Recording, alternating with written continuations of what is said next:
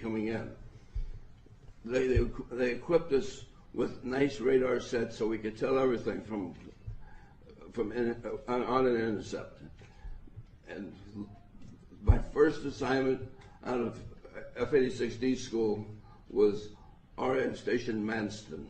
Don't forget it. It's the oldest base in England, in the RAF. I carry it right here. Bottom line, we finally became combat ready. We went down to Tripoli, Wheelers Air Force Base, fired rocketry, so we got pretty damn good at shooting down whatever it is that's going to come and get us. So they sent us back to England, and we became combat ready, which meant we were going to share with the RAF the defense of Britain during the Cold War years. The reason they sent the F-86 over there is because none of you have to fly weather like they have in England, but they have it from the ground up. It's infinity, and it's a solid.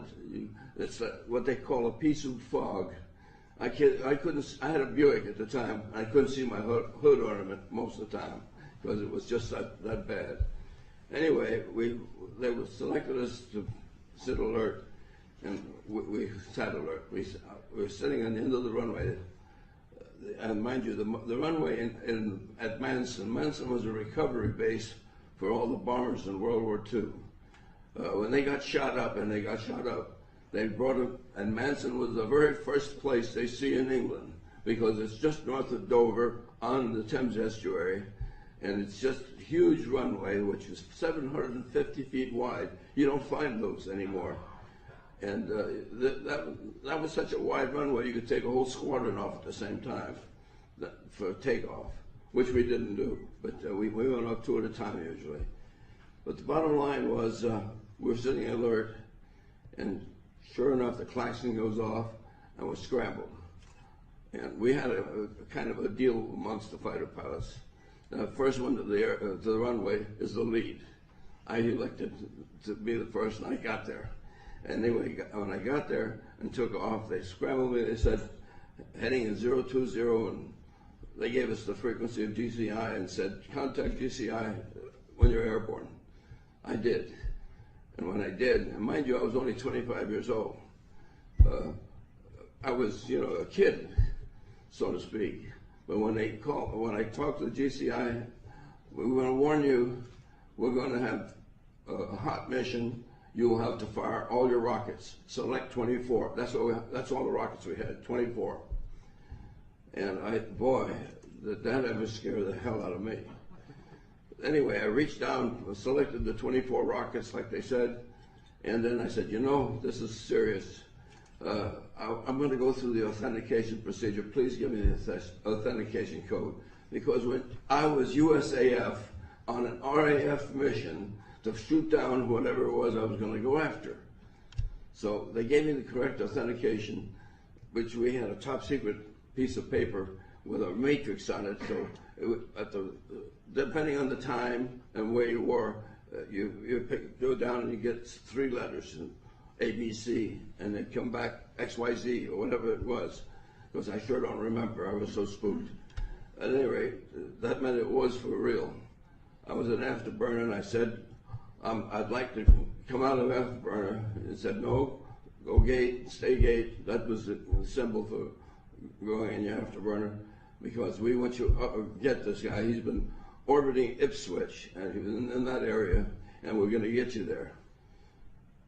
It took us out over England, over France, I'm sorry, and it turned us back.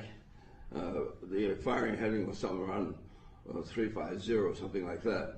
But that's not important. What's important is we were in the soup, and I mean, it was solid. It was to 32,000 feet, and we never saw each other. I had my wingman with me until we broke off, and he went in trail with me. And if you ask me who my wingman is, I don't remember his name. He was a new guy in the squadron, and that was the end of that. But anyway, on the way up, they were positioning us to make this intercept on this orbiting vehicle. Apparently, somebody made a decision to shoot him down before I was launched. I didn't know that, but They finally gave us our final vector. We went in there and they said, be advised, you'll have a bogey 30 degrees at 15 miles on the port side. And sure enough, when I started painting it, I got this blob. It was not a blip, it was a blob. It was about the size you'd get of an aircraft carrier in the North Sea when you was painted them. This was humongous for me. It was so strong that it literally I didn't have to do anything to lock on except get the range gate marker near where the blip was. And boy, when it did, it just automatically, lights went out, everything, and you had firing information already. It was one of those things that just was a storybook fight. So I was going in, and at 20 seconds to go, on the lock-on, we start our final penetration to the fire.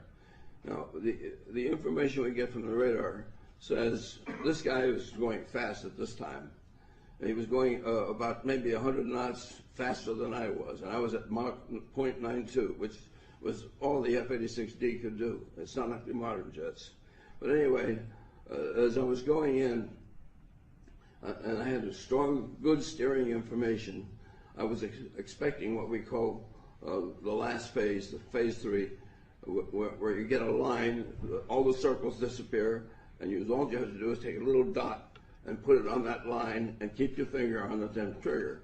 Well, sure enough, I started getting down there, ready to fire, and the circle started coming down, and the next thing I know, the overtake went from whatever it was, my speed, it was about 1,000 knots, something like that. He took off, I estimated about 10, Mach 10, in an airplane that doesn't go Mach 10. You know, airplanes don't go Mach 10. Not that any I've ever seen. And this was never made by a human being. This was something that was totally different. I've never seen. He could do things that I couldn't do. He could stop and start and keep going and everything else. But he took off. And he took off, and in 2 sweeps on the ground, he was off their scope. He was off my scope sooner than that. But as soon as that happened, the mission was over, and I couldn't fire. So on the way down, the GCI controller says, contact us on the landline. We have very important information for you. I said, Roger. And I did that. I recovered at Manston. The weather was still bad. It was still night. And I had an entire mission with night weather, which was Joule time on your Form 5. Anyway, I got to the phone, called the landline. They said, this is a top secret mission. I don't know why, but that's what it was. And it says, you're not to talk about it. We're going to send someone down from London to talk to you and debrief you tomorrow. I said, yes, sir, thank you, and hung up. Sure enough, the next day, a spook. You know what a spook is? A spook is some guy from Cloak and Dagger who wants to debrief you on something. I don't know what the hell it was. You know, what am I going to tell him? So anyway, he says, I want you to know this is a top secret mission. You're not allowed to tell your commander or anyone else anything about this, or we'll take your wings away. You know, when you're 25 years old and you want to start flying, you don't want to hear that. So I put a zipper on my mouth, and that was the end of that. I could never talk about it again until Nick Pope's people from the Ministry of Defense, they call it MOD, M-O-D, like our DOD, exposed all of their data on October 21st. I remember because I got a warning from a friend of mine in England that I would be exposed on my mission on October 21st. Sure enough, the phone started ringing. It rang for 4 days, non-stop. This is the London Times, this is so-and-so, ABC, NBC, name it, this is CNN, and so on. Anyway, make a long story short, I'm now able to talk about my experience that I just told you about. Now, I know nothing about it. I held that from my father, who was 121 years old if he was still alive, but I never could tell him about that. Anyway, I'm sorry, the whole recollection, it's such a relief to let me know that I can talk about this. Okay. Are you okay? You okay? Huh?